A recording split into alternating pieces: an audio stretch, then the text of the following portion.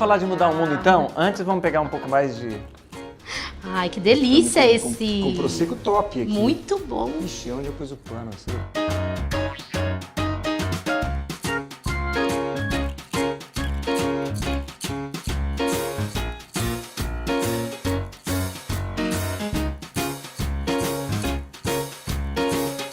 A Janaína vai agora falar um pouquinho sobre algum trabalho, não sei se eu chamo de trabalho social, mas trabalho de vida, né? Trabalho, parece assim, caminho de vida. Eu acho que isso, pelo que eu te conheço, vai um pouco por aí. Me conta um pouquinho. Então, eu tinha um cliente, o Dr. Naline, que era aqui do tribunal, que era meu cliente no bar da Dona Onça. O assessor dele, o Levi, é ativista do Parque Minhocão, assim como eu também sou, porque a gente sonha que o Parque Minhocão vire o nosso Highline Parque Minhocão, né? Que tenha muitas coisas embaixo, muitos restaurantes, muitos cafés, muitos teatros, muito tudo. Mas você é a favor de sair o Minhocão? Não, eu sou a favor que o Minhocão fique, que não tenha nenhum entulho, né? Perfeito. Que não se gaste dinheiro com isso e que se tope, porque o Highline está pronto, né? O nosso Highline ele já existe. Olha. A prática de esportes, as hortas verticais. É uma praça suspensa, na verdade, né? É uma praça de 6 quilômetros suspensa. Quer que seja, né? Agora é um, Não, é a um gente... lugar onde acabou com os apartamentos por carros e carros. Hoje você tem nas janelas desses apartamentos grandes peças de teatro. Por exemplo, aos domingos. Eu já vi. Que é sensacional. Você tem degustações, você tem tudo ali, né? Na realidade. Eu acho o projeto lindo, então eu abracei o projeto, óbvio, eu sou do centro de São Paulo. E o Levi, então, eles assumem a Secretaria da Educação há 2 anos atrás e falaram, olha, a gente está aqui com isso na merenda escolar, alguns itens tem enlatado, tem salsicha, tem nuggets, a gente está tentando trazer um pouco de natura, a gente está querendo reformular as merendas e a gente precisa de ajuda de uma cozinheira. Você topa esse desafio com a gente? Como é que funciona? Como é que é? Eu falei, olha, eu acabei de sair de um projeto da Fundação Casa, que foi incrível para mim. 2 dos meninos infratores vieram trabalhar comigo e deu super certo. Então eu acredito que possa ser eu posso trocar agora, como eu já fiz um ano a Fundação Casa, então eu vou falar que eu me afasto agora da Fundação Casa e pego esse outro projeto, porque eu queria entender um pouco sobre alimentação em massa.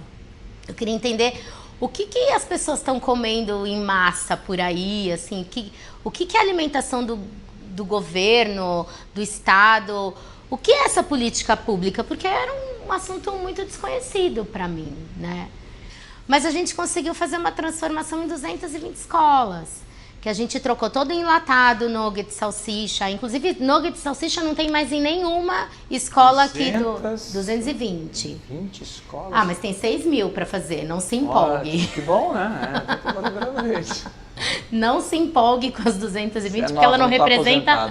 Ela não representa nada. Meu trabalho ainda nem começou.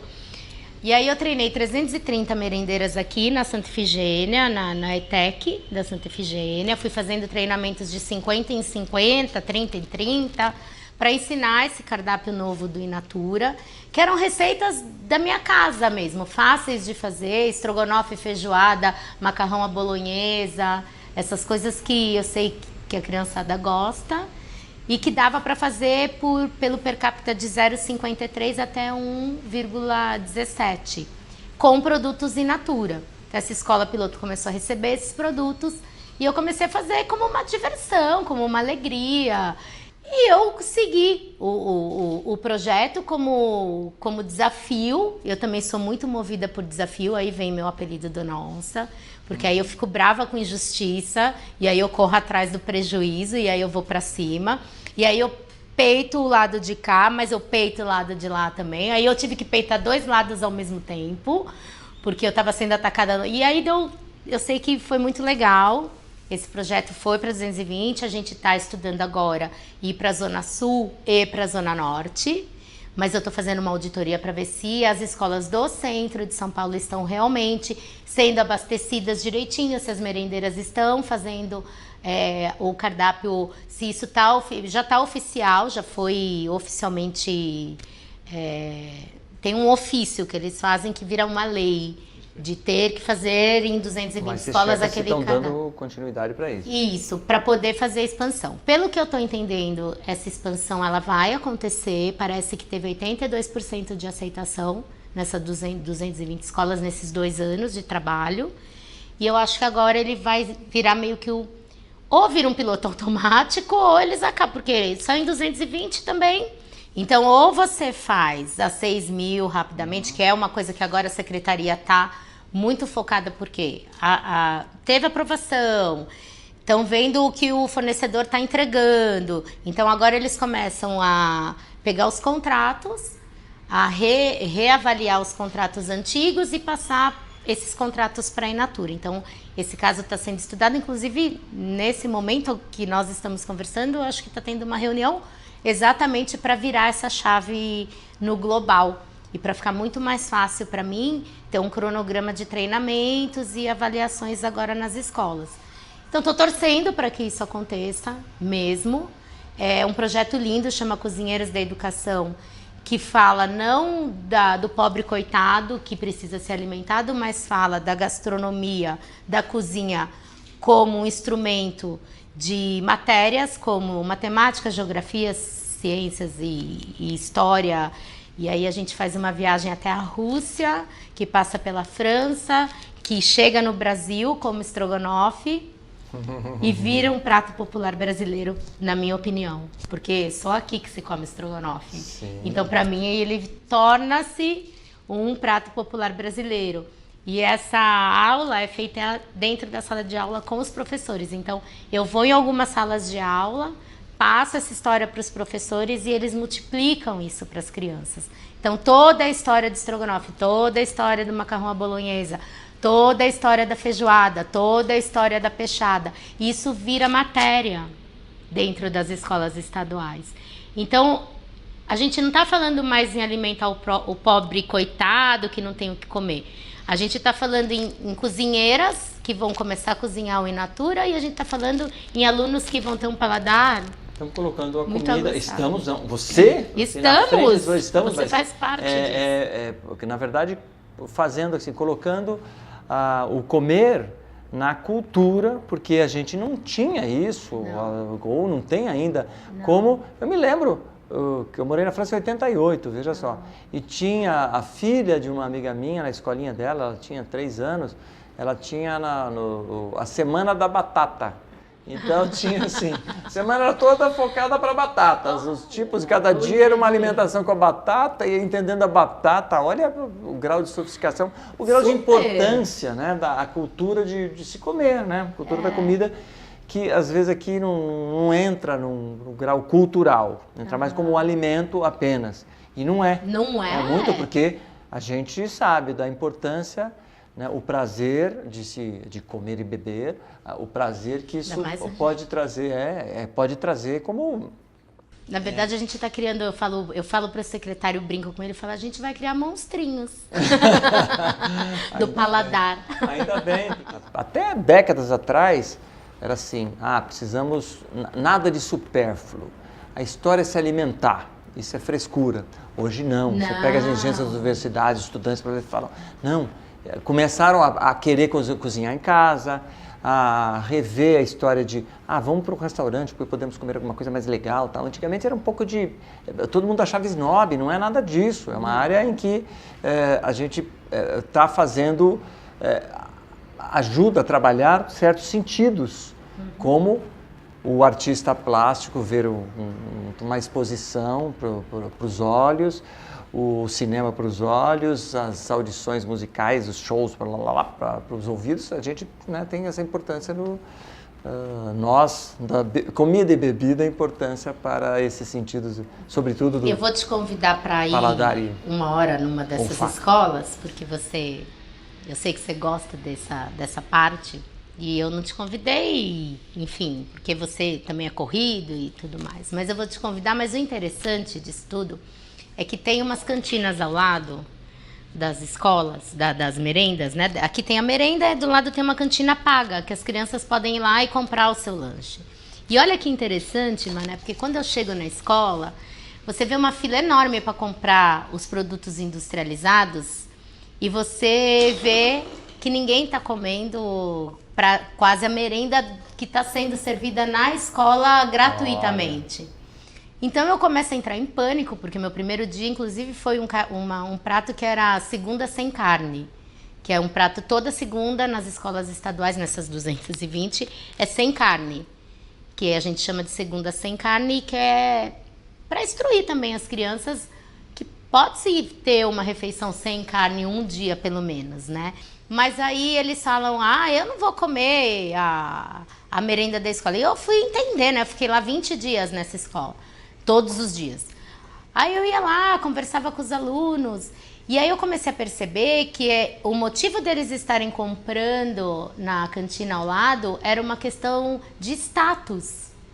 Então ele mostrava para a namoradinha que ele tinha como comprar o lanche da cantina ao lado, ele não precisava comer gratuitamente a merenda da escola. E aí foi quando surgiu a ideia de dar aula da alimentação mesmo, que aí veio essa... Desculpa te colocar uma coisa a mais. Claro. Eu acho que é a seguinte, vai. Não, te cortar para dizer uma coisa que eu penso, lá atrás. Era gostoso quando era moleque, dos anos 70, no interior de São Paulo, o legal era o iogurte X, tal, Sim, não vou falar nome de marca, claro. mas era a marca, e não o feito em casa. Sim. Já na França é assim, você tem aqui a torta da vovó, isso. O iogurte da vovó.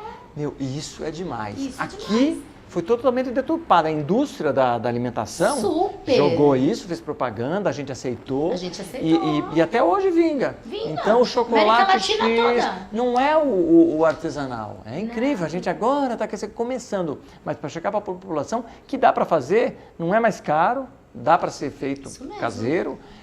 Isso é um trabalho porque houve uma lavagem cerebral para mandar produto industrializado como sendo chique. Porque o também sorvete X... A mãe da gente, porque é culpa da nossa mãe, que eu brigo com a minha mãe um pouco, a culpa é sua. Aí ela olha assim pra mim, porque era chique. Quanto mais lata você tivesse na sua despensa, mais chique era. Entende? Então isso também veio muito para América Latina. Deturpação. Assim, a América Latina inteira, assim, viu, Mané? Ainda, mas sofremos mais. Agora pelo menos já tem. Toda a América Latina talvez. Mas falando tudo. América Latina como um todo eu venho pesquisando. Eu fui para o México muitas vezes. Há 4 anos eu estou indo ao México para ver a cultura do México. E a primeira coisa que eu chego num país, eu não vou para congresso, eu vou para um restaurante chique, eu vou dentro de um supermercado. Porque pra gente é normal, né? Pra mim, pra você, pra alguns chefes, né, que são renomados, falar sobre o assunto é muito bacana, mas a população não tá muito ligada nisso. Então é isso que talvez as crianças agora comecem a perceber e comecem então a criar esse movimento. É só criança que vai resolver o Brasil. Porque assim, os idosos, legal da gente ajudar, o lar dos velhinhos. Tem que o Brasil para daqui a um tempo. Mas é ajudar... Não vai mudar aqui da noite pro dia, não tem dúvida. Ajudar com carinho, com afeto e tudo mais. Mas onde a gente tem que investir, no momento, as crianças. E é com elas que eu estou trabalhando agora no momento, e é com elas que eu quero ficar. Porque só através delas... que eu sei que eu vou morrer e vai ficar um legado, alguma coisa vai ficar, porque não existe outra opção.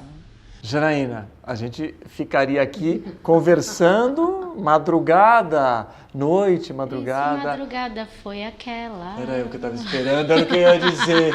Porque além de tudo, a gente tem essa história da Seresta, de sair em São Paulo, eu, Janaína, Jefferson e a galera para cantar. Porque a Jana, além de tudo, não é uma exímia cantora. Capaz! Sim, e sabe muitas letras e tudo mais da tradição, das músicas novas. A gente gosta. Então a gente deixa esse recado também.